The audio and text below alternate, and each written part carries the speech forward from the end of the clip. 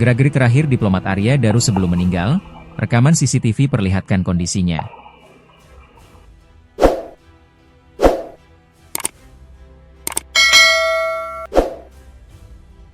Kepolisian tengah mengusut kasus tewasnya diplomat muda Kementerian Luar Negeri, Kemenlu, Arya Daru Pangayunan alias ADP, 39.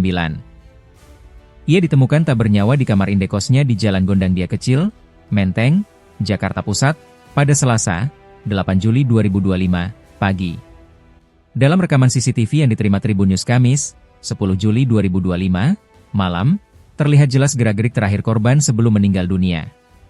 Pada rekaman yang terekam pada Senin, 7 Juli 2025, pukul 23.23 WIB, ADP tampak masuk ke dalam kamar kosnya.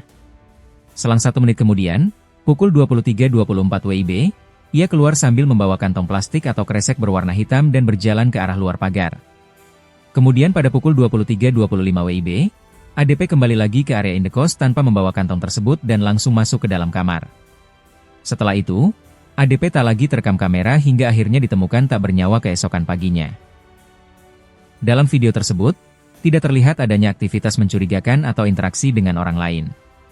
ADP terlihat mengenakan kemeja lengan pendek yang tidak dikancingkan, serta celana panjang, lengkap dengan kaos kaki berwarna hitam. Sebelumnya, jenazah ADP ditemukan oleh penjaga kos dalam kondisi mengenaskan. Kepala korban dililit lakban, dan tubuhnya ditemukan di atas kasur.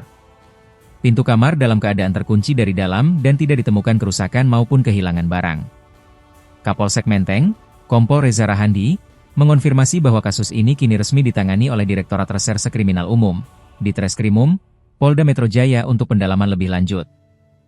Untuk saat ini, perkara penemuan jenazah di kosan Gondangdia ditangani oleh Ditreskrimum Polda Metro Jaya, ujar Kompol Reza saat dihubungi, Kamis, 10 Juli 2025.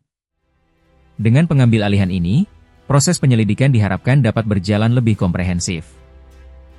Tim dari Inafis dan Puslap IV Mabes Polri sebelumnya juga telah dikerahkan untuk mendalami olah TKP dan mengumpulkan bukti-bukti forensik. Pihak kepolisian telah memeriksa beberapa saksi dalam kasus ini, termasuk istri korban, pemilik kos, penjaga kos, dan tetangga sekitar. 2 unit CCTV dari area sekitar juga telah diamankan untuk dianalisis lebih lanjut. Polisi menyatakan penyelidikan masih berlangsung secara menyeluruh dengan melibatkan tim Inafis, Puslap IV, serta ahli forensik. Belum jelas apakah pria berusia 39 tahun itu tewas akibat faktor medis maupun dugaan kriminal. Jenazah HDP sudah dipulangkan ke pihak keluarga dan telah dimakamkan di Bantul, Yogyakarta.